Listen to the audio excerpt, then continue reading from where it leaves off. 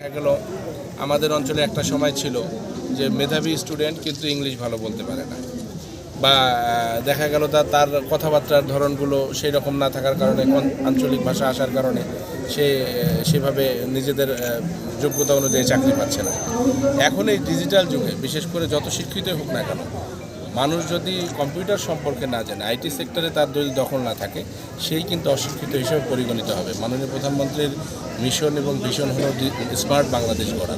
সেই স্মার্ট বাংলাদেশের আমাদের আগামী প্রজন্মের হাতে আমরা এখানে 118টি ট্যাবলেট বিতরণ করেছি এবং সেই সঙ্গে ক্ষুদ্র গোষ্ঠীর যারা সন্তান রয়েছেন তাদেরকে আমরা যাতায়াতের জন্য সাইকেল বিতরণ করেছি এবং প্রতি বছর আমরা একাধিকবার এই সমস্ত শিক্ষাবৃত্তি, সাইকেল, শিক্ষা উপক্রম সব কিছু মাননীয় প্রধানমন্ত্রীর পক্ষ থেকে এগুলো আমরা বিতরণ করে থাকি। তারই অংশ হিসেবে আজকের এই কার্যক্রম হয়েছে।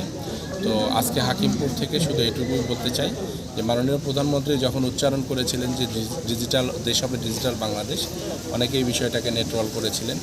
আজকে স্মার্ট বাংলাদেশের যখন ঘোষণা এসেছে তখন বাঙালি জাতি আমরা সহ সবাই কিন্তু অধীর আগ্রহে অপেক্ষা করছি যে সত্যিই আমাদের স্মার্ট বাংলাদেশ আসলে কেমন হবে।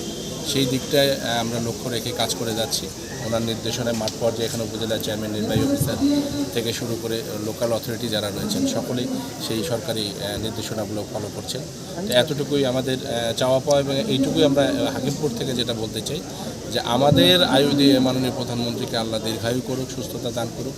উনি বাংলাদেশের বাঙালির অসমাপ্ত যতগুলো স্বপ্ন আছে ওনার হাত দিয়ে বাস্তবায়ন করুক, এটুকুই প্রত্যাশা রাখছি। জয় বাংলা।